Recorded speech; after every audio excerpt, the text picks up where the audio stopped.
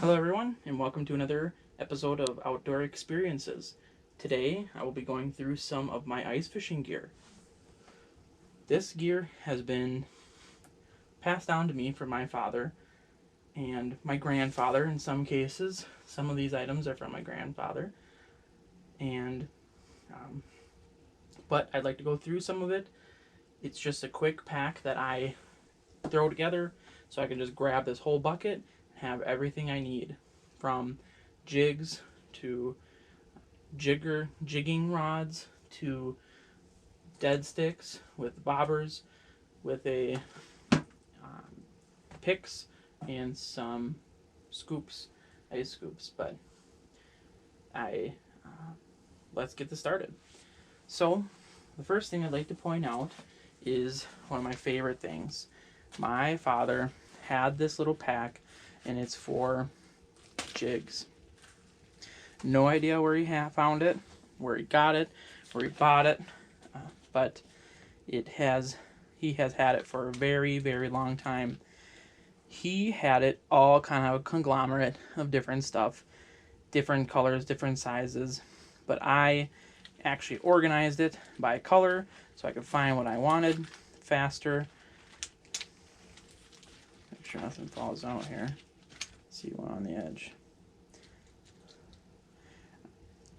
But it's sorted by color because different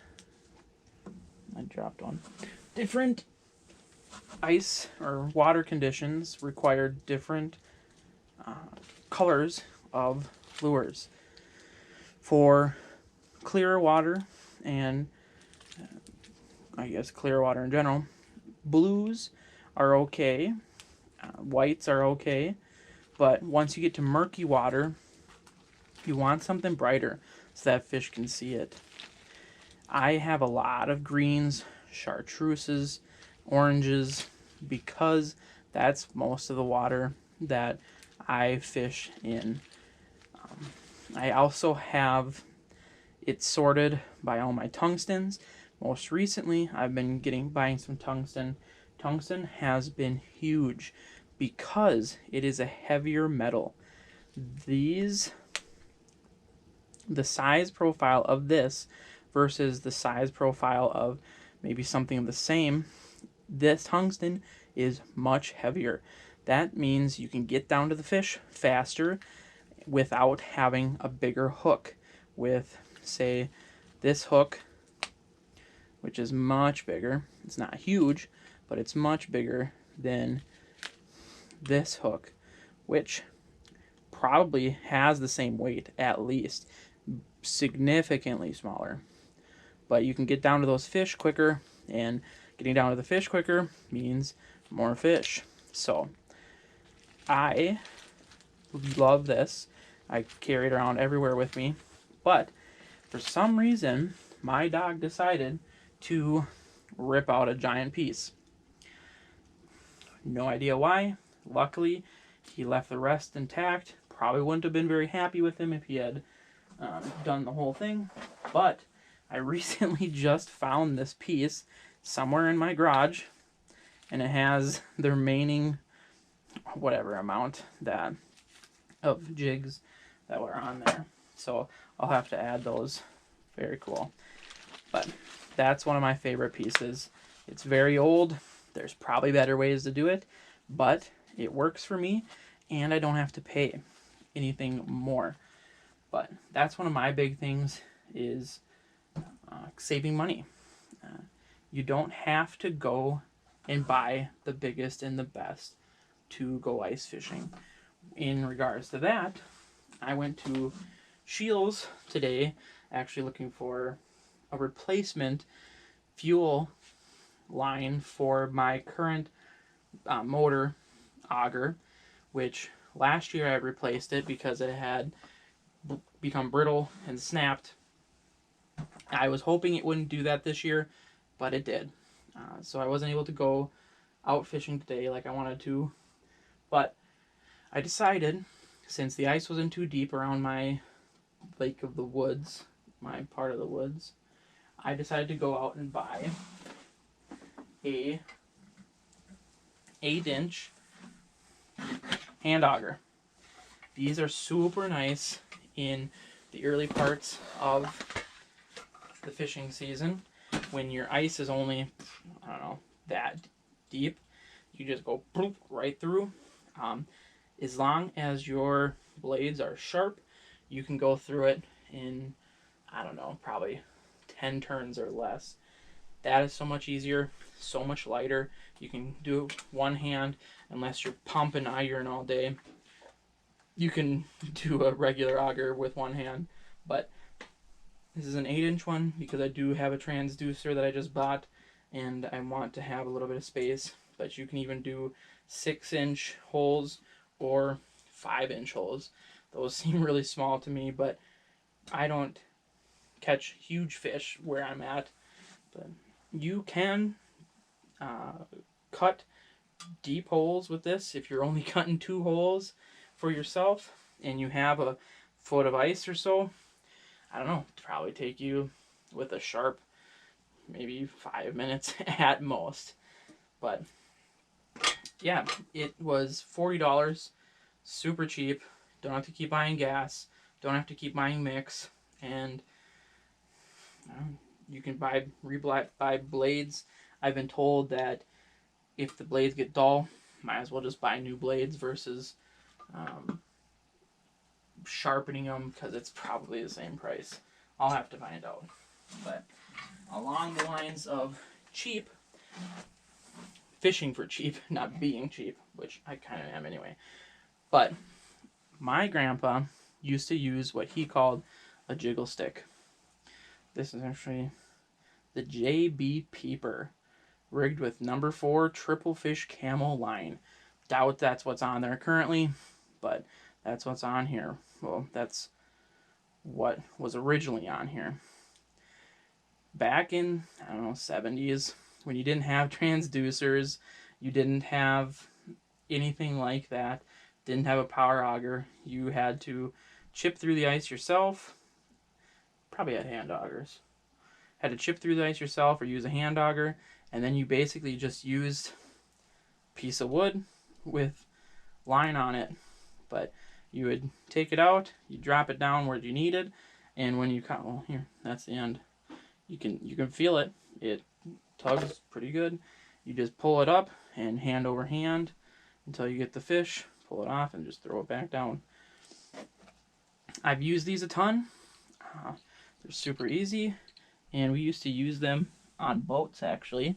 My grandpa's boat, and we just use for sun fishing and crappie fishing, and it works. You do not need the biggest and best and latest gear unless you want to. I'm not knocking that stuff because I definitely want some of it, but you don't have to have all of it. Along the lines of that too is a upgrade to the Jiggle Stick there. It has a reel, but it is also put on with by hand. You can twist it up to put more line in or out, but you basically just thread it on here when you're done, but you just pull it up by hand. It does have a much better end here, more sensitive than the basic piece of wood, but again, you do not need something super spendy. You don't need the biggest, best trend, but some people like that. So I'll just put that over here. But I will show you some of my rods and reels. Honestly, the only one I bought is this one. I bought this last year because it was on sale, and you know how it goes. You're going through Shields and you come up to something that you like, and unfortunately you buy it. But this I do like a lot. It is very sensitive, has a very sensitive tip. I just put a little glow spoon thingy right on there, glow jig, and bada bing, bada boom. It's worked out for me. That is my newest. Then I have a couple vertical jigging for larger fish. This one, you can tell it's much tougher to pull. I have no idea what that is. I think I was just throwing things on there to test it out. But you can put a minnow head, a minnow tail on there, and then jig it around and see what comes up. This obviously has some higher pound test, probably 8 to 10 for that, just in case you get a bigger fish. I have another one here. I actually snapped the line, bringing it in here, but it's another more difficult to push. And then I have a third jigging one, I believe. There it is. I think this is called a pimple, Swedish pimple, something like that. But again, it's a little bit harder to pull down, but it's got some heavier pound test on there. But those are for, say, walleyes, or I guess some people like to fish for northern. My mom really likes northern, so if I do catch one, I do keep it if it's a good size. But those are all my heavier lines. I do have a dead stick heavier line that actually has a larger bobber on it, because you put maybe a fathead minnow on here and you just let it sit there. Let it sit there, and hopefully you catch something that can pull that all the way down. It has a heavier line again, and just the thing is that my reels are really old. They're from my father, and they still work. Why buy new when the used will get you by, and you don't have to spend any more money? It's worked perfectly fine for me. If I snap one, obviously I'll buy a different one, but you don't have to always get the biggest and best thing. Here I have a sensitive rod tip for crappies and panfish and sunfish. It does have a tungsten on there. Tried that one out. Maybe I'll switch it. I have caught quite a few on there. Super nice.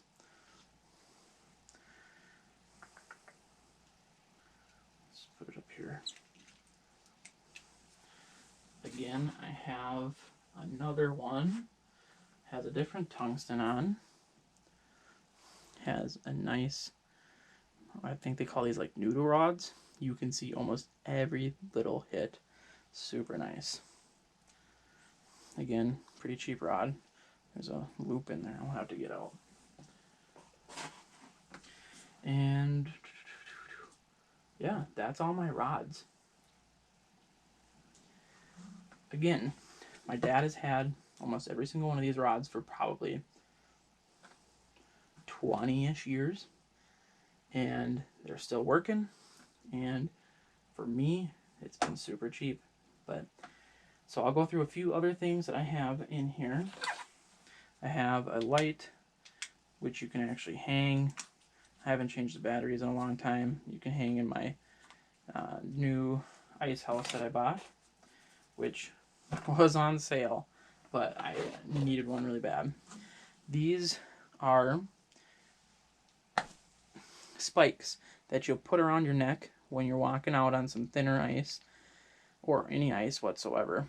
And if you break through, you can actually take your hand and stab into the ice and pull yourself up, because it's almost impossible to just pull yourself up by your hands. Yeah. I do have another pair of these, but it's a homemade pair with just a piece of nails.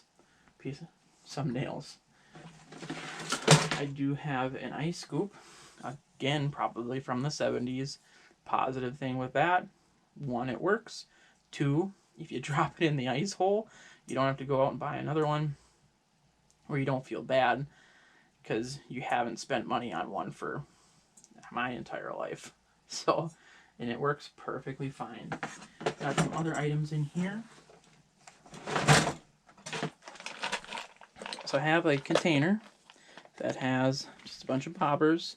It has a little, you put that in the end of your rod, And I'll kind of show you fish biting a little easier. Some bigger hooks, some slip bobbers, some fixed bobbers, and a old-fashioned depth finder. You might always need these.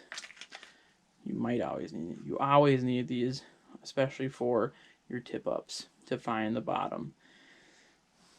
Yeah, basically. Not much more to say for that. Another